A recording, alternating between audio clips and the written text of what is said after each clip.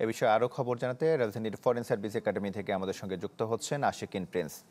Prince, আজকের বৈঠকে কোন কোন বিষয়গুলো বেশি গুরুত্ব পেয়েছে আমাদের জানাবেন।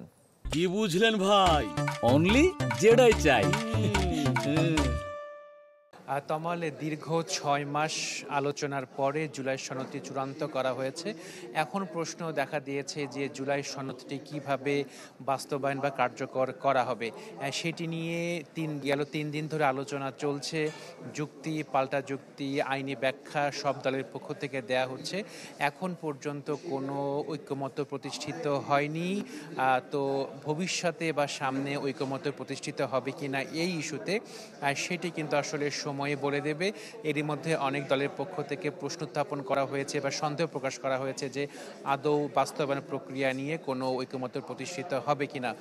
তবুও আজকে জাতীয় ঐকমত্য কমিশনের পক্ষ থেকে এই জুলাই সনদ বাস্তবায়নের জন্য দুটি প্রস্তাব দেওয়া হয়েছে। প্রস্তাবটি তৈরি করা হয়েছে বিশেষজ্ঞ মতামতের সুপারিশের প্রেক্ষিতে। এর একটি প্রস্তাব হচ্ছে সংবিধান আদেশের মাধ্যমে এটি কার্যকর করা, পরবর্তীতে জাতীয় নির্বাচনের সময় গণভোটে সেই সংবিধান আদেশটি বা জুলাই সনদটি পাশ করিয়ে নেওয়া বা গণভোটে দেয়া। তো এই বিষয়টি নিয়ে বিএনপি সহ বেশ কয়েকটি রাজনৈতিক দলের ভিন্ন অবস্থান রয়েছে। তারা বলছে যে সংবিধানের বাইরে গিয়ে তারা কোনো রকমের সংবিধানের সংশোধন বা এরকম কিছু তারা চাচ্ছেন না।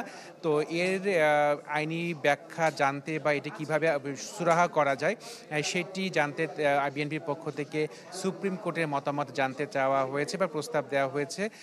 তবে জামাত সহ বেশ কয়েকটি ইসলামী দল কমিশনের পক্ষ থেকে যে প্রস্তাব দেওয়া হয়েছে সে বিষয়ে তার একমত পোষণ করছে। তবে এনসিপি তারা বলছে যে ঐকমত্য কমিশনের পক্ষ থেকে যে সুপারিশ করা হয়েছে সেগুলো তারা দলীয় ফোরামে আলোচনা করবেন। তবে তারা এখন পর্যন্ত গণপরিষদেরই দাবি জানিয়ে আসছেন। তমাল।